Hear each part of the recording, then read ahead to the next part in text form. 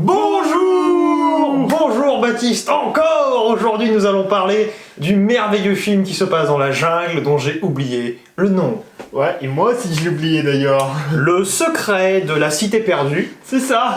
Qui nous parle d'un lieu qui n'est pas perdu, parce que c'est un lieu qui n'est cherché par personne, si ce n'est par le méchant du film. En gros. C'est ça, exactement.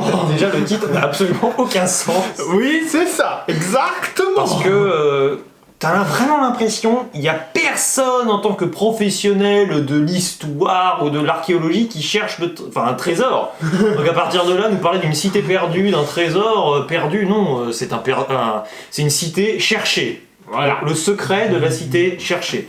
Et donc, nous avons, pour expliquer, mais ça va être un peu galère, nous avons une romancière, c'est pas J.K. Rowling avec Harry Potter, hein, mais il y a notre ami Daniel Radcliffe, Harry Potter donc, qui, donc, cette romancière, a écrit des livres qui se passent visiblement dans la jungle sur une île déserte. Oui. Il y a toujours dans ces histoires un petit love interest, comme on dit, une dame qui est amoureuse d'un monsieur baraqué. Oui. Le monsieur baraqué est interprété dans les films, dans les produits dérivés, j'ai rien compris, je sais pas, bref. Il y a un gars dans la vie réelle qui joue le personnage... Ça n'a aucun sens. Le personnage masculin de son livre. C'est ça. Elle est jalouse de lui, on ne sait pas pourquoi. En fait, elle est jalouse de lui parce qu'il est juste mannequin. Ah oui, voilà, il est mannequin, il a beaucoup de succès. C'est l'impression qu'il donne. Il a beaucoup de succès. À chaque fois qu'il arrive, c'est... Ouais, je suis le meilleur. Et elle, on lui pose des questions pourries. Voilà. Elle en a rien à faire de son public. Pourquoi pas? Et que se passe-t-il? Harry Potter donc débarroule de nulle part en mode chef d'entreprise ultra véreux. Il se dit le grand frère d'un personnage connu qu'on ne voit strictement jamais dans le film. Ouais, donc tu ne nous dis pas que tu es le grand frère d'un tel si ce un tel on ne le voit jamais dans le film et si on ne s'y intéresse pas parce que sa vie personnelle et familiale, non, on n'en a rien à carrer, ça n'est jamais expliqué. On s'en cogne. Alors si on comprend visiblement qu'il y a un complexe, c'est mon petit frère qui a récupéré l'entreprise et moi je sais pas trop qui je suis. En même temps, heureusement que c'est pas lui le chef d'entreprise, hein, parce qu'il a quand même 8 sbires à tout casser pour son grand plan magnifique. Hein. Il a 3 motos et 8 sbires. 8 sbires qui sont complètement débiles. C'est vrai qu'ils sont complètement crétins. Ils voient des gens dans la jungle, pour les capturer, ils se sont dit on va prendre des motos. Le truc le plus galère à utiliser dans la jungle, ce sont des motos. Les gentils sont à pied, ils disent on va les rattraper en moto. Pourquoi pas en liane comme Tarzan? Oh yeah, yeah.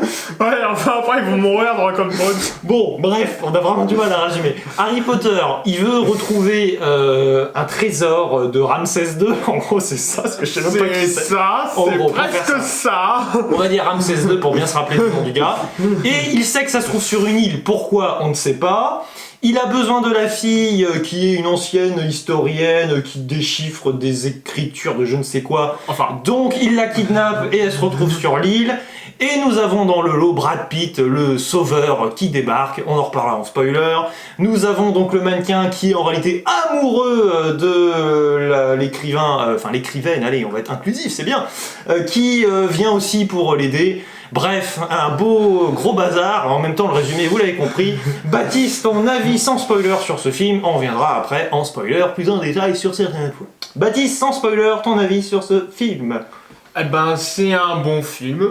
Ah bon? Après c'est pas le meilleur hein. T'as déjà dit ça pour Morbius, vas-y, écoute. Mais bon, c'est toujours meilleur que Morbius, pour moi c'est déjà ça. Oh, oui mais alors bon, ce film alors. Bah, y a des parties que j'ai bien aimées, puis il y a d'autres parties que j'ai moins bien aimées. Ouais mais alors concrètement, parce que alors là moi je vais pas me laisser faire comme ça. Oh non, le scénario je le trouve plutôt pas mauvais. Voilà. Et après sur le travail là, je pense que le travail visuel, je pense que là on est pas mal aussi. Ah, pas mal. Mais bon, on n'est pas sur le meilleur film de l'année. C'est quand même pas excellent. Hein. C'est vrai que j'ai trouvé que c'était un film qui essayait d'être très très drôle, d'être également très sérieux. Alors premier point, si vous voulez faire un film avec du sérieux, il n'y a aucun souci. Mais alors le seul élément dramatique qui va vous être rabâché 15 000 fois dans le film, pitié, ne nous le balancez pas dès le début. Parce que sinon, c'est long. c'est long. Ah, j'ai ce problème dramatique dans ma vie. Ah, j'ai ce problème dramatique dans ma vie. Ah, bah c'est toujours le même problème dramatique. Oui, bon, c'est bon, tais-toi. C'est ça. Attends, une fois qu'on parlait de monsieur et de son mannequin, moi ça m'a cassé. Ouais, je sais pas, elle raconte sa vie, et puis au moment c'est bon, quoi, ça c'est pénible. Et puis alors, côté comédie, il y a des scènes les plus appuyées sur la comédie qui ne me plaisent pas du tout.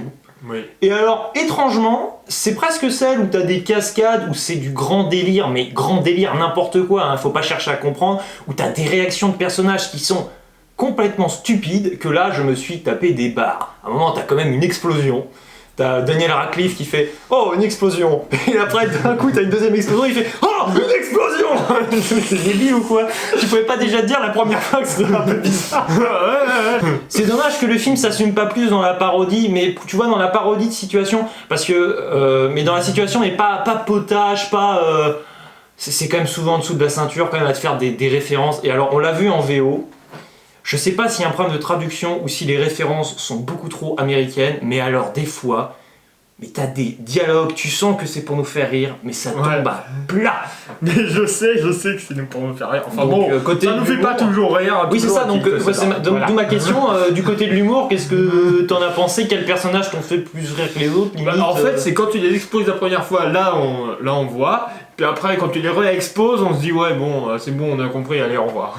Ouais, donc là, tu t'es bien marré au début, mais plus trop après. C'est ça. C'est vrai que j'ai constaté ça dans la salle, on avait un peu l'effet inverse. Baptiste, lui, dès le départ, je sentais que t'étais à fond dans l'histoire. Moi, dès que je voyais Daniel Radcliffe qui parlait, je bâillais. Mais c'est vrai, hein. C'est pas une expression, c'est vraiment véridique, je bâillais. Bon, Baptiste, avant, bon, excuse-moi, hein. Bon, Baptiste, à fond dedans, tu te marres au début. Bon, moi, je trouve les gags du début nuls. Et presque à un moment, le film monte un peu en puissance, tu vois, au moment où toi, t'es peut-être un peu moins dedans. Parce qu'à un moment donné, finalement, c'est peut-être bête, mais ça te paraît tellement régressif, ça fait tellement longtemps que t'es dans la salle de cinéma et tu t'enquiquines un peu, il faut bien le dire, qu'à un moment donné, tu te contentes en gros de voir des petites bêtises dans la jungle, parce que finalement, ça va pas trop beaucoup plus loin. T'as vraiment une écriture qui est maladroite au possible, qui en devient presque amusante, mais c'est presque ça, c'est que le film c'est un peu, il devient drôle, mais c'est entre volonté comique et maladresse ultime, tu vois. On est d'accord qu'il cherche donc en gros un trésor. Quand vous êtes dans une chasse au trésor, vous cherchez un lieu, vous cherchez le lieu du trésor pour trouver le trésor. Oui. Jusque là, on est d'accord. Oui. À un moment donné, prise de conscience des personnages, c'est même pas un spoiler, hein, parce que visiblement pour eux c'est incroyable, mais à un moment ils te balancent « Oh mon Dieu, on cherche un lieu !» Ouais, je sais, ils sont débiles. Mais vous cherchez quoi depuis 1 heure?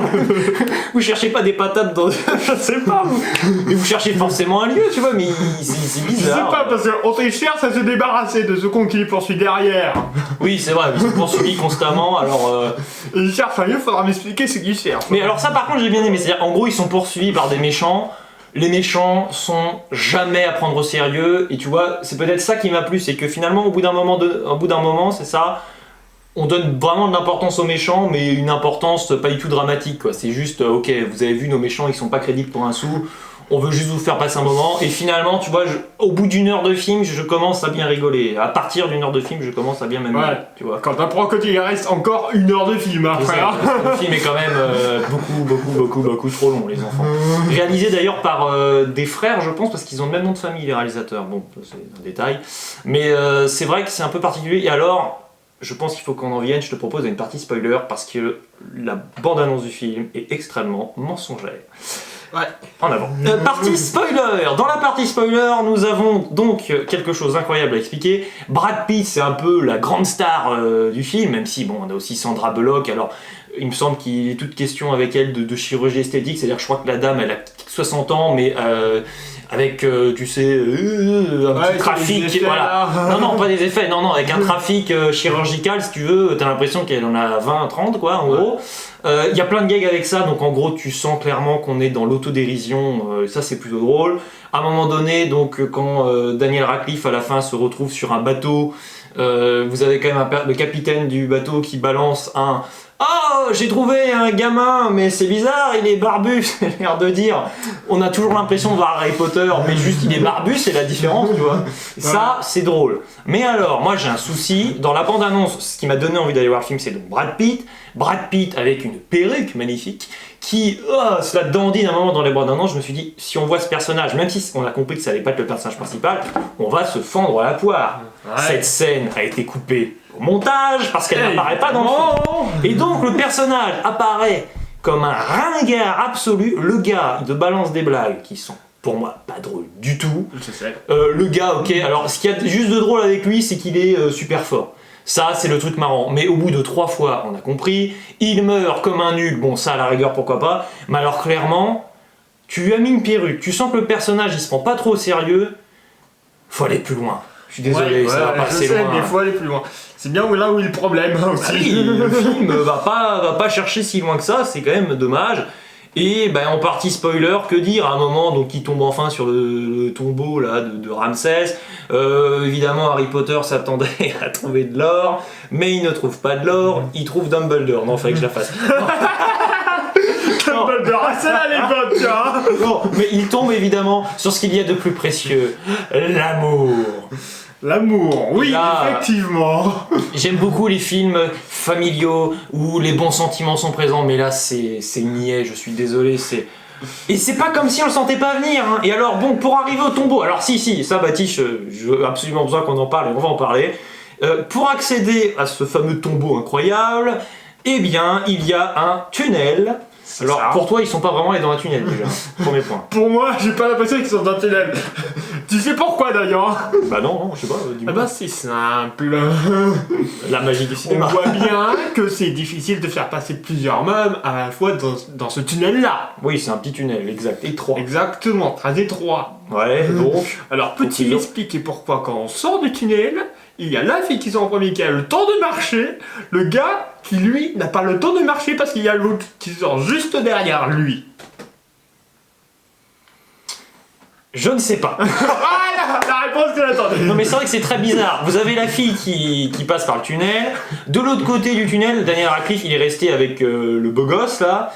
Et il est avec un pistolet évidemment. Et avec le pistolet, donc il dit à la fille qui est de l'autre côté, qui est près du trésor, donc vous vous amusez pas à vous enfuir, sinon je tue votre copain. Pourquoi pas. Ensuite, Daniel Radcliffe dit au copain, va dans le tunnel et tu la rejoins, et moi je vous suis. Et là, Baptiste, je lui ai dit, ok, les personnages gentils se retrouvent du bon côté. Hein, ils sortent du tunnel. Tu vas tendre une embuscade au méchant qui va être le 3e à arriver, qui va sortir du tunnel, et tu lui sautes dessus. Mais non, en effet, donc t'as la fille qui est sortie, elle regarde ce qui se passe, après ça part en Jurassic World 2, le volcan a explosé, alors ça j'adore aussi. Au début tu vois le volcan, il y a plein de fumée, t'as aucun personnage qui se préoccupe du volcan. Ouais. Ok, après le volcan, tu en parles plus pendant un moment, et comme par hasard après, ça explose dans tous les sens, pourquoi pas. Bon. Avant cette grande faribole de feu, pourquoi pas, il y a donc Daniel Radcliffe qui sort après du tunnel, et les personnages n'ont littéralement rien tenté pour le capturer. Parce qu'il a beau avoir un pistolet, le gars il est dans les gravats, essaie de sortir du tunnel qui est quand même étroit. On te fait bien comprendre que Daniel Radcliffe il n'est pas physique du tout. C'est-à-dire c'est l'homme d'affaires, tu sais, oh oui, oh là là, j'ai une crotte de mouette sur ma petite chemise, bon alors, je peux pas, j'arrive pas à me battre, j'ai juste un pistolet, je suis un enfant de 30 ans impulsif et pas crédible. C'est ça. Et clairement... tu sens qu'il va rien arriver à qui que ce soit, en gros, quoi. C'est limite ça. Et alors, ce qui m'a fait beaucoup rire, tu vas me dire ce que t'en penses, ton patron il vient te voir, il dit tu vas tuer des gens, tu le fais, ah ouais super, tu te dis ok je suis dans une parodie, mais si une fois qu'il l'a fait, après il revient puis il dit vous pensez que c'était une bonne idée, ça ne tient plus debout une seule seconde. Ouais, je sais. Mais j'ai quand même, mais toi souvent t'aimes pas les films justement qui arrivent pas à être cohérents avec eux-mêmes, et là t'as réussi à apprécier quand même. Généralement, ouais. Enfin, en partie, hein, faut pas... Qu'est-ce que t'as moins aimé en spoiler, alors là, tu peux révéler, vas-y. Hein. Le coup du tunnel, ça. Déjà ça, et puis... Il y a aussi d'autres choses qui sont scénaristiques, principalement, que j'ai pas aimé, mais principalement ce sont des répétitions sur des problèmes, tout ça. Oui, parce qu'on n'a pas précisé, exact. Le personnage principal de l'écrivaine, à son mari, enfin non, il allait devenir son mari, mais à son homme d'amour qui est mort 5 ans auparavant. Et évidemment, bon, l'idée c'est de le recaser avec le gars soi-disant qu'elle n'aime pas trop, mais le fameux mannequin. Et le mannequin, lui, on comprend dès le début qu'il est épris d'amour pour cette dame. Oui. Évidemment, ça se termine bien. Ils ont droit à une L'embrassade, je crois, quand ils sont dans l'eau, dans le sang, je sais même plus. C'est ça. Je m'en rappelle plus très bien, hein, je t'avoue. Ouais. Mais c'est vrai que ça se veut parodique, mais à la fois t'as ce côté tellement sérieux que tu sais pas très bien au début. À un moment donné, ça s'éclaircit. Parce que même au début, Daniel Radcliffe, il est en surjeu total, mais tu comprends que c'est un méchant tout de suite, y a pas de souci. Ah, ça, oui. Mais oui. t'as du mal à comprendre si c'est l'acteur, parce qu'il est pas très doué, hein, Daniel Radcliffe. Hein, je veux dire, pour moi, c'est pas un très bon acteur. Hein, c'est un peu une bénédiction à la base qu'il ait eu droit au rôle d'Harry Potter, faut quand même préciser. Selon moi, hein, toujours. Mais t'as du mal à savoir s'il est pas à l'aise dans le rôle ou du coup il est obligé de se cabotiner alors que bon, il est peut-être pas trop appelé à ça, son personnage, mais si, son personnage est vraiment appelé à cela, mais c'est très ambigu. On a du mal à comprendre l'intention du film, tu vois, à chaque fois. Parce que vraiment, des fois, c'est tellement râle et pâquerette côté humour que je suis désolé, tu te dis, ah là, ça fait presque un peu de la peine quand même. Des fois, l'humour. Bon. Ouais, je sais, ça fait de la peine, ça fait même beaucoup de peine des fois aussi. Oui, donc t'as pris de pitié le film en gros, quoi. Non, mais moi aussi, Je pense pas tellement que ça ou que toi, non. Non, mais j'ai une certaine tendresse pour le film, je me suis dit, t'abuses un peu parce que c'est quand même hyper brouillon de sortir un film comme ça. Mais allez, pourquoi pas. Mais clairement, si vous voulez voir des films dans la jungle beaucoup plus rigolos, regardez les 2 derniers Jumanji. Hein, à un moment donné, c'est un peu ça, quoi. Oui, bon. Cela marche mieux. Hein. Bah, ils marchent mieux. Déjà, oui, ils vont mieux marcher au box-office. Enfin, ils vont mieux marcher au box-office, mais au-delà de ça, parce que le box-office, ça reflète pas forcément la qualité, hein, bien sûr, mais ça va, à mon avis, beaucoup plus trouver son public et ça va beaucoup plus plaire, tout bêtement. Parce que là. Oui, ça va beaucoup plus plaire. Oui. Bon. En plus, ils ont quand même un bon casting, tu vois. Bon, après, les acteurs, moi, je les trouve pas transcendants. Hein. Même Brad Pitt, il y a cette scène post-générique. Ah oui, parce qu'à un moment, donc, il est mort, et après, il dit, tu le vois à la fin, puis il dit non, mais vous savez qu'on exploite que 10% de nos capacités. Bon, ok. Et il y a 10% de mes capacités qui sont mortes, mais j'ai utilisé 10 autres pourcents pour survivre. Délire spirituel métaphysique. Ça va être drôle, hein. Ça va être drôle, mais il a 9 vies, hein, et c'est ça. C'est un chat. C'est ce qu'il veut dire. Hein. Je suis Brad Pitt, je suis un chat, j'ai 9 vies.